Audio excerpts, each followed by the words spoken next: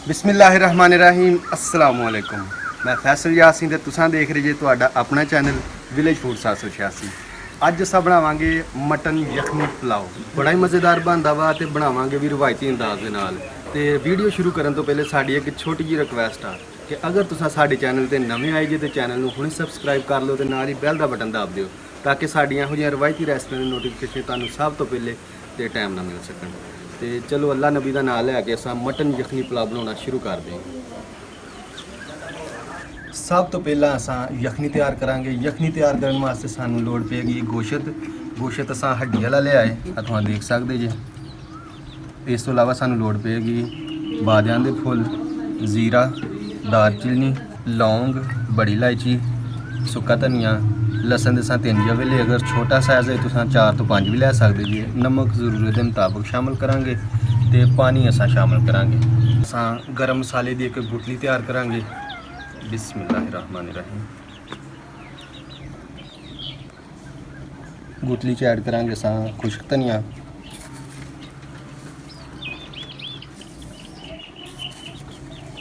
दो खाने के चम्मच जीरा, 1 खाने का चम्मच बादियां दे फुल, लौंग, बड़ी इलायची, दालचीनी। अच्छी तरह जी है ना एक गुटली तैयार कर लेंगे जी।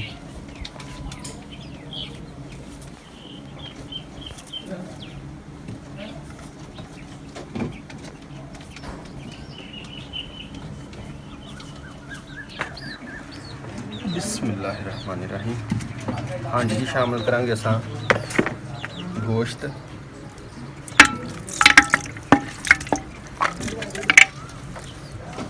तकरीबन ज़रूरत के मुताबिक नमक, लसन, गर्म मसाला, पानी। बिस्मिल्लाहिर्रहमानिर्रहीम।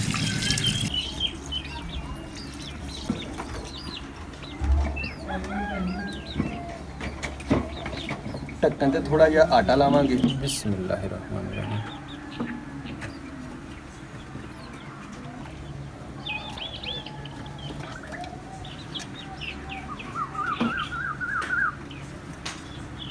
बिस्मिल्लाहिर्रहमानिर्रहीम। हल्का दबा देंगे। अग बल गई है, हांडी चाड़ लेंगे चूल्हे पे। बिस्मिल्लाहिर्रहमानिर्रहीम। पहले अस तेज़ अग बालेंगे, उस तो बाद हल्की अग तकरीबन 2 घंटे अस पकावांगे ताकि गोश्त की यखनी अच्छी तरह तैयार हो जाए। तो तकरीबन 2 घंटे बाद मुलाकात होगी। हांडी तो थोड़ा जिहा वज़न रख देंगे। बिस्मिल्लाह।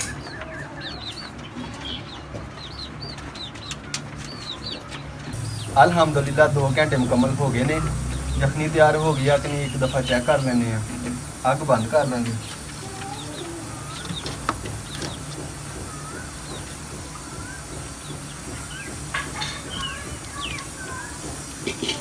अल्हम्दुलिल्लाह अज की रेसिपी बड़ी वधिया पकेगी इंशाअल्लाह अल्लाह दे हुक्म नाल। दोस्तों तुसां भी अपने घर जरूर ट्राई करियो।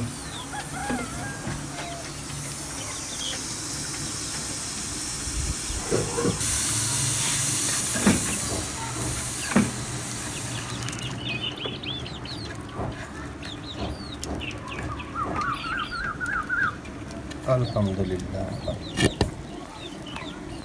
अल्लाह की रहमत बरकत नाल कितनी ज़बरदस्त यखनी तैयार हुई है।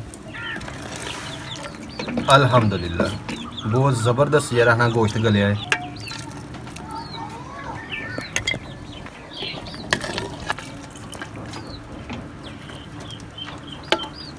इस तरह सारा गोश्त यखनी चो लैदा कर लांगे। दोस्तों अगर तुसां भी अपने घर ये रेसिपी ट्राई करो तो एक गल का लाजमी ख्याल रखना कि गोश्त हड्डी वाला होए। हड्डी वाले गोश्त की यखनी बहुत ही वधिया तैयार होंदी है तो टेस्ट भी बड़ा अच्छा होंदा चावलों का। मैनू उम्मीद है कि तुहानू साडी अज की रेसिपी बड़ी पसंद आई होएगी। अगर पसंद आए तो लाइक करियो तो दिल खोल के शेयर करियो अपने दोस्तों नाल ते फैमिली मैंबर्स दे नाल। ते जेहड़े दोस्त साडे चैनल ते नवे आए ने वो साडे चैनल नूं हुणे सबसक्राइब कर लैन ते नाल ही बैल दा बटन दाब देन ताकि साडियां इहो जिहियां रिवायती रेसिपियां दी नोटिफिकेशन तुहानू सब तो पहले ते टाइम ना मिल सकन। अग बल गई कढ़ाई चाड़ लांगे चुल्हे ते। बिस्मिल्लाहिर्रहमानिर्रहीम। कढ़ाई च ऐड करांगे असां कुकिंग ऑयल। बिस्मिल्लाह। ਨਾਲ ਹੀ ਸ਼ਾਮਲ ਕਰ ਦਾਂਗੇ ਪਿਆਜ਼।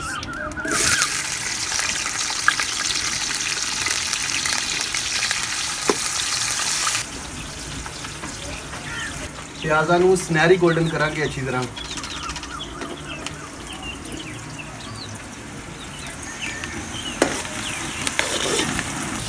ਪਿਆਜ਼ ਬਹੁਤ ਹੀ ਜ਼ਬਰਦਸਤ ਸੁਨਹਿਰੀ ਗੋਲਡਨ ਹੋਏ ਨੇ।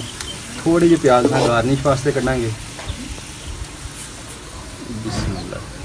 ਥੋੜਾ ਜਿਹਾ ਪਾਣੀ ਐਡ ਕਰਾਂਗੇ।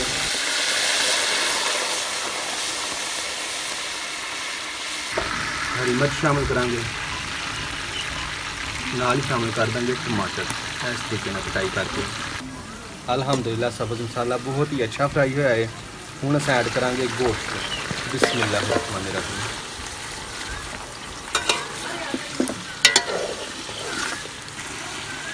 ਨਮਕ ਸ਼ਾਮਿਲ ਕਰਾਂਗੇ ਜ਼ਾਇਕੇ ਦੇ ਮੁਤਾਬਿਕ। ਨਮਕ ਅਸਾਂ ਯਖਨੀ 'ਚ ਵੀ ਐਡ ਕੀਤਾ ਸੀ, ਉਸ ਹਿਸਾਬ ਨਾਲ ਐਡ ਕਰਾਂਗੇ। ਲਾਲ ਦਰਦਰੀ ਮਿਰਚ 1 ਚਮਚ ਭਰ ਕੇ ਅੱਛੀ ਤਰ੍ਹਾਂ ਮਿਕਸ ਕਰ ਲਾਂਗੇ।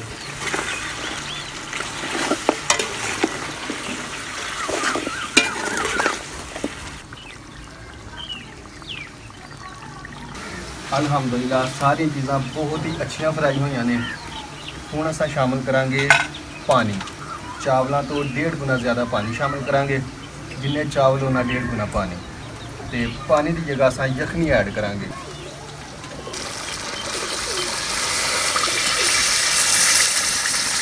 अगर यखनी की मकदार थोड़ी जी कम होए तो अस पानी ना पूरी करांगे।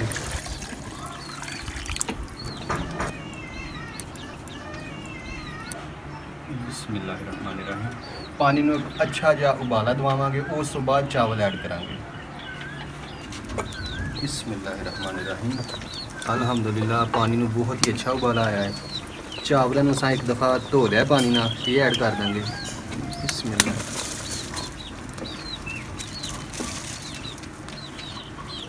मैनू उम्मीद है कि तुम ये रेसिपी अपने घर जरूर ट्राई करोगे। हुण असां पानी दे खुश्क होने का इंतज़ार करांगे। अग तेज़ बाल के हुण पकावांगे।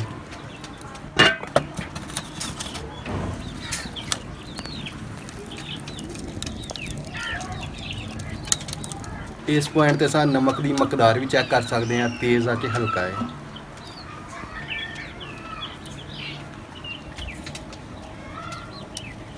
अल्हम्दुलिल्लाह नमक बिल्कुल सही है। बिस्मिल्लाह। बिस्मिल्लाह। अल्हम्दुलिल्लाह बहुत ही ज़बरदस्त मटन पुलाव तैयार हो रहा है। चावल आपस से जुड़न है, इस वास्ते असां नींबू का रस ऐड करांगे। आखिर पे शामिल करांगे असां हरा धनिया।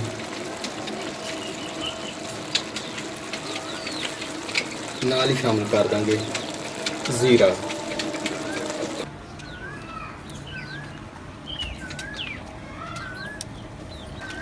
बिस्मिल्लाहिर्रहमानिर्रहीम। उत्ते थोड़ा वज़न रख देंगे। अग बंद कर देंगे तो तकरीबन 5 तो 10 मिनटों का दम लावांगे।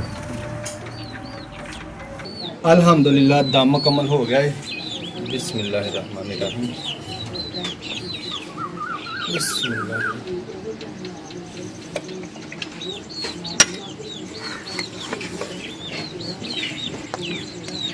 अल्हम्दुलिल्लाह मटन यखनी पुलाव कितना ज़बरदस्त तैयार है। अल्हम्दुलिल्लाह इनू असां डिश आउट कर लेंगे।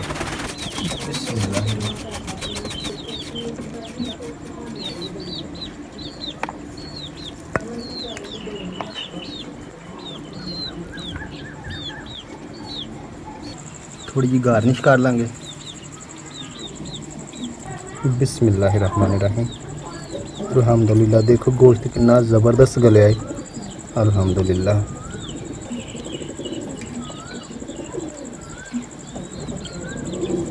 अल्हम्दुलिल्लाह बहुत ज़बरदस्त बने। अल्हम्दुलिल्लाह लून भी पूरा, मसाले भी सारे पूरे।